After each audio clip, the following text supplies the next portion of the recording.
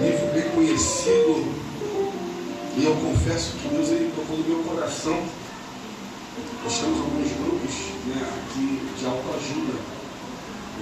Temos o grupo dos varões, temos também o grupo do futebol, né, nós mantemos o grupo do futebol encerrado, e não sei algo que Deus colocou no meu coração sobre essa palavra.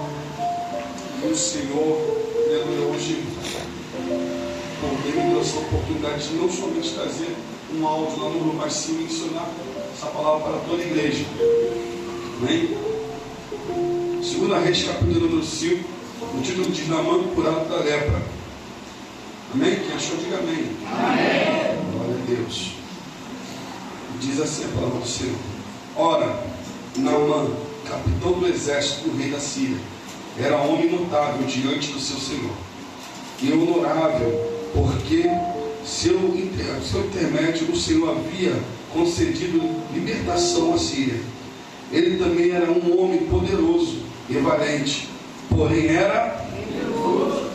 E os sírios haviam saído em campanhas e haviam trazido cativa da terra de Israel uma criada pequena, e ela servia a esposa de Naamã. E ela disse à sua senhora: tomara que o meu senhor estivesse com o profeta que está em Samaria, porque ele o restauraria da sua lepra. Capítulo, versículo número 7, diz assim: E sucedeu quando o rei de Israel leu a carta, que ele rasgou as suas vestes e disse: sou eu Deus para matar e fazer viver, para que este homem verdadeiramente envie um homem para ser restaurado da sua lepra? Porquanto considerai isto, aleluia, insisto convosco, e veja como ele busca contenda contra mim. Que assim sucedeu quando Eliseu, o homem de Deus, ouviu o que o rei de Israel havia rasgado as suas vestes, que ele enviou ao rei dizendo: por que rasgaste as tuas vestes? Aleluia, deixa que venha até mim, e ele saberá que existe um profeta em Israel. Assim Naamã veio com os seus cavalos e com a sua carruagem, e parou à porta da casa de Eliseu. E Eliseu enviou um mensageiro a ele, dizendo: vai e lava-te no Jordão 7 vezes, e a tua carne virá novamente, aleluia, e a ti e tu serás limpo. Porém Naamã ficou irado e foi-se embora e disse: eis que pensei, ele certamente sairá até mim, e se porá de pé, e clamará ao nome do Senhor seu Deus, e baterá com a sua mão sobre o local, e recuperará a lepra. E não, aleluia, o Abana e o Rapá, os rios de Damasco, melhores dos que todas as águas de Israel? Não posso eu me lavar neles e ficar limpo?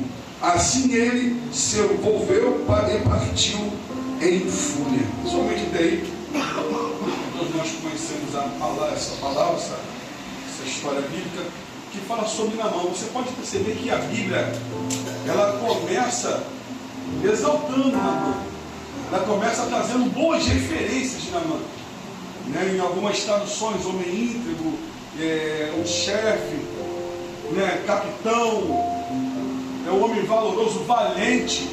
E a Bíblia, ela grifa bem, porém leproso. Ou seja, ele era um homem influente, ele era um capitão, porém ele era leproso. E a Bíblia, ela narra toda essa história. E junto com os cativos que veio de Israel, veio uma menina, e ela servia a esposa de Naamã, somente para que você possa entender um pouco a história. E ela narrou essa história dizendo: queria eu que o meu Senhor tivesse um encontro com os profetas que têm lá em Israel, e certamente ele ficaria curado, com as minhas palavras. E ele pediu cartas, e assim ele foi para Israel. E ele chegou, o rei de Israel, com suas cartas, o rei de Israel ficou desesperado. Por quê? Lepra, irmão, naquela época era algo para a morte. Se não fosse um milagre, certamente morreria. E ele vendo aquilo, ele se desesperou, para que você possa entender qual tamanho a seriedade dessa doença. Ele falou ali desesperado: quem sou eu para que possa fazer viver ou morrer? E ali em desespero, a Bíblia diz que Eliseu viu o que aconteceu, que rasgou suas vestes, e falou: não, deixa que venha até mim para que ele veja que em Israel tem profeta. E você pode ver que quando Deus ele quer quebrar o nosso orgulho, ele envia pessoas para poder falar para ele, mas não se coloca de pé verdadeiramente. Por quê? Eliseu era o profeta. Eliseu nem quis ir falar com ele. Falou: ó, mandou um mensageiro, fala para ele mergulhar 7 vezes lá. Imagine ele sendo capitão, já tendo esse, digamos, descaso, digamos assim. E aleluia, o Jordão era um rio muito sujo, muito sujo. Porém, ele tinha que descer lá 7 vezes para que ele pudesse ser lavado, ele pudesse ser verdadeiramente curado. E a Bíblia diz que ele voltou enfurecido, porque ele certamente achou que ele iria de frente a ele, botava a mão na lepra, enfim, ele seria curado, ou um dos outros rios mais limpos, da Bonifapá, que ele pudesse mergulhar e assim ele pudesse ser limpo, curado e restaurado da sua lepra. Trazendo o entendimento a qual o Senhor colocou no meu coração, nós vemos aqui um homem chamado Naamã, um capitão, que ele tinha lepra. A lepra naquela época era tão séria que quando uma pessoa ficava leprosa, a pessoa tinha que ser retirada de dentro da sua tribo, ela ia ficar distante e ali esperando a morte ou um milagre do Senhor, e não podia ter mais contato. E se caso fosse curado, primeiro ele ia se lavar para depois ser avaliado pelo profeta, pelo sacerdote, não dizendo, o sacerdote ia ali analisar ver se estava tudo bem, para depois enviar até o rei e dizer: não, está limpo, está curado, pode ser introduzido de volta à sociedade. Só que tem um detalhe aqui nisso tudo. Naamã, ele era capitão, e ele continuava em atividade dentro da sua terra, dentro da sua casa. E ele continuava em atividade à frente do seu exército. E a Bíblia diz que mesmo assim ele era leproso. Só que eu entendo, irmãos, que é assim. Enquanto está nos primeiros estágios, é uma coisa. A lepra ela começa a trazer manchas, marcas. O tempo vai passando e a pele, a carne começa a apodrecer. E quando ela começa a apodrecer, começa a cheirar mal. Então não adianta ter uma armadura bonita para cobrir, porque se cheirar mal, não vai adiantar, o cheiro da lepra vai subir e quem estiver perto vai sentir. E a sua debilidade, a debilidade da mão vai ser exposta, querendo ou não. É, Jesus. Porque se verdadeiramente quer milagre, vai ter que se expor. E depois obedecer. Primeiro se expõe. Quando a profeta, aleluia, a minha debilidade é essa, a minha lepra é essa. Depois obedece, desce lá. É capitão lá, que não obedece ao rei do rei. Desce lá, 7 vezes no rio sujo, para ser curado. Porque se não descer, vai permanecer leproso. E para que nós possamos entender como é a lepra, bota a primeira imagem para mim, por favor. Esses são os primeiros estágios da lepra. Marcas. Agora bota o segundo, por favor. Aí a carne já está apodrecendo. É assim a lepra. Quando chega nesse estágio da carne podre, o cheiro começa a subir. E não tem como, obrigado, filho. E não tem como esconder mais. E de muitas das vezes é assim na minha e na tua vida. Nós escondemos as nossas debilidades. Nós escondemos a nossa lepra. Nós escondemos as nossas dificuldades. Mas se verdadeiramente queremos mudança, se verdadeiramente queremos transformação, se verdadeiramente queremos um milagre da parte do céu, tem que se expor. Tem que abrir o jogo, tem que botar as cartas na mesa. Tem que dizer: ó, eu preciso, eu necessito, e o meu problema é esse. E Deus vai te dar uma ordem. Nem que você tenha que mergulhar 7 vezes no Jordão, você mergulha para ser curado, porque se não mergulhar, vai permanecer. Então, aleluia, Deus tocava no meu coração acerca dessa palavra, porque verdadeiramente nós vivemos em um século que as pessoas preferem esconder a sua dificuldade do que verdadeiramente expor para ser curado. Até quer ser curado, até quer receber um milagre, mas não quer expor a dificuldade, não quer mostrar que verdadeiramente precisa de uma transformação, precisa de cura, precisa de libertação. Porque, aleluia, assim como Naamã foi até o profeta, aleluia, e aleluia, e Eliseu falou, não, manda vir até aqui que ele vai ver, aleluia, que tem profeta de Israel, aqui tem profeta também. Aleluia, aleluia. Aqui tem homem e mulher de Deus para ser instrumento para a tua vida, aleluia, e te mostrar o caminho correto, aleluia, para que você possa verdadeiramente seguir, trilhar, obedecer e ser limpo em nome de Jesus. Glória a Deus. Aleluia. Porque não tem outro caminho, não tem, aleluia, um outro jeito de poder mudar as coisas. Porque se você verdadeiramente, eu também me englobo nisso, porque como eu sempre digo, meu filho sempre diz que a minha boca é mais perto do meu ouvido, então primeiro corta em mim para depois cortar em vocês. Se verdadeiramente queremos mudança e transformação, temos que expor as nossas dificuldades e debilidades. Pastor, mas eu pequei. E o meu erro foi horrível. E eu estou com vergonha de contar a minha debilidade. Vergonha naquele grande dia, Deus olhar para você e falar, aparta-te de mim, porque eu vos desconheço. Imagine você permanecendo dentro da casa do Senhor, leproso, leprosa, cheio de dificuldades e debilidades, aleluia, e não quer se expor, e vai indo. Chega o grande dia, Jesus voltou para você, e Jesus vai falar, aparta-te de mim, porque eu não desconheço. Então, há um tempo, e chegou o tempo de transformação. Chegou o tempo de mudança, chegou o tempo de verdadeiramente, aleluia, mostrarmos as nossas debilidades para que possamos ser mudados, sarados e curados em nome de Jesus. Porque Deus, Ele quer nos usar. Deus, Ele quer trabalhar através das nossas vidas. Há um tempo de verdade, há um tempo de contar, aleluia, de se expor e falar, eu fiz, mas eu me arrependi. Eu fiz, mas verdadeiramente eu quero mudança. Verdadeiramente eu quero, aleluia, ser limpo. Verdadeiramente eu quero, aleluia, ser diferente, aleluia. Mas essa atitude verdadeiramente só tem quem quer ser transformado de verdade. Aleluia. Porque o Senhor, Ele conhece o meu e o seu coração. Aleluia. E Ele sabe quando é sincero e quando não é. Mas se tem sinceridade no teu coração e você quer verdadeiramente mudar, começa se expondo. Começa contando, aleluia, a tua luta. Começa contando o teu pecado.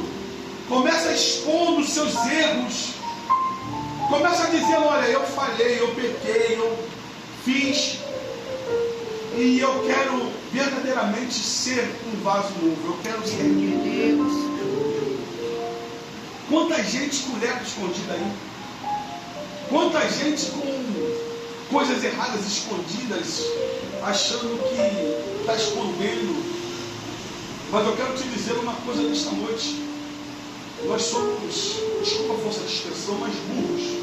Eu também me provo isso. Por quê?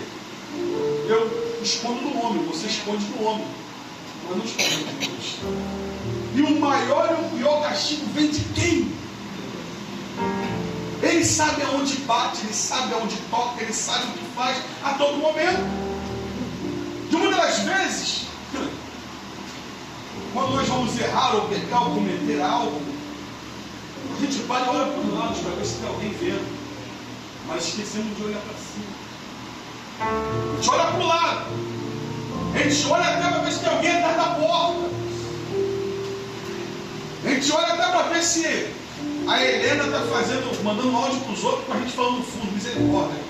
Tira o telefone dessa menina. Meu Deus, recebi mais de 6 áudios dela cantando.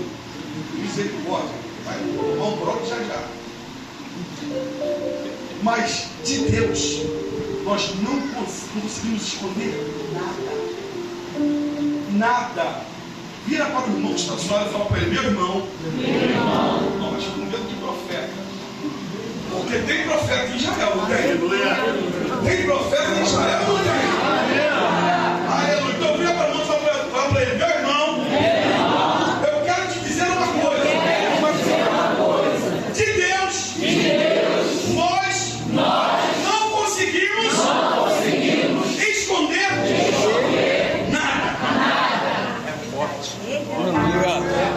Você consegue entender o peso disso?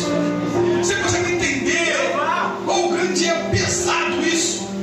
Porque não adianta, a gente esconde do homem, mas de Deus não tem como. E é Ele que faz, é Ele que castiga, é Ele que, aleluia, que te admoesta, é Ele que revela para os vasos, para os profetas, as coisas que estão acontecendo. Às vezes eu tenho até pena dela, porque às vezes ela está em casa e a cabeça dela entra num embaraço tão grande, porque ela... Eu falo: você está aqui? Ela fala: eu estou ouvindo muitas vozes. Às vezes, gente, é muito sério isso. Às vezes, aonde tem reuniões falando coisas, tem vozes no ouvido dela sobre essas reuniões de um lado e do outro. E isso me contou, eu presenciei. Até porque eu não tenho esse dom, ela tem, graças a Deus, Deus abençoe, Jesus, né? Ver muita coisa e ver só coisas boas, coisas ruins também. Mas o Espírito Santo que habita neste lugar, ele revela, irmãos. Ele revela, mas ele também revela coisas boas. Ele revela também a sinceridade do meu coração. Ele revela também, aleluia, a sua intenção de querer mudança, a sua intenção de querer ser um vaso novo, de querer fazer tudo novo, de querer ser diferente. Mas eu trago esse alerta para a igreja nesta noite. Não tem como ser diferente sem se expor. Não tem como ser diferente sem mostrar: ó, eu pequei e eu errei. Eu tenho alguns filhos aqui que são uma bênção. E eu sou uma bênção de verdade, porque não me escondem nada. Não me escondem nada. Me chamam de pai: ó, errei. Fiz isso. Ela está de matar, dar a surra, pegar o cinto, dar a chinelada. Mas a todo momento Deus nos dá sabedoria para poder fazer o quê? Direcionar para o caminho certo. Porque a Bíblia diz que quem confessa o seu pecado, ele alcança. Entende? Quem confessa o seu pecado, ele alcança misericórdia. Então, olha, nós temos que entender que há um tempo de mudança. A Bíblia está se cumprindo, Jesus está voltando verdadeiramente. Está às portas aí, aleluia, uma nova terceira guerra mundial, e a gente está brincando de ser crente. As coisas estão sérias, sabe? Guerra atrás de guerra, o amor de muitos já se esfriou. A Bíblia diz que no final dos tempos o amor de muitos se esfriaria, já se esfriou há muito tempo. É pai matando filho, é filho matando pai, é pessoas matando outro em troca de dinheiro, em troca de herança. Jesus está voltando, as coisas estão sérias demais. Mas eu creio, aleluia, acredito num povo remanescente nesta noite. Eu acredito num povo, aleluia, que quer Deus de verdade. Eu acredito num povo que verdadeiramente quer mudança, sabe? E verdadeiramente quer se colocar à disposição de Deus e dizer: eis-me aqui, via minha vida. Aleluia, toda esta noite são essas palavras que eu deixo para os vossos corações.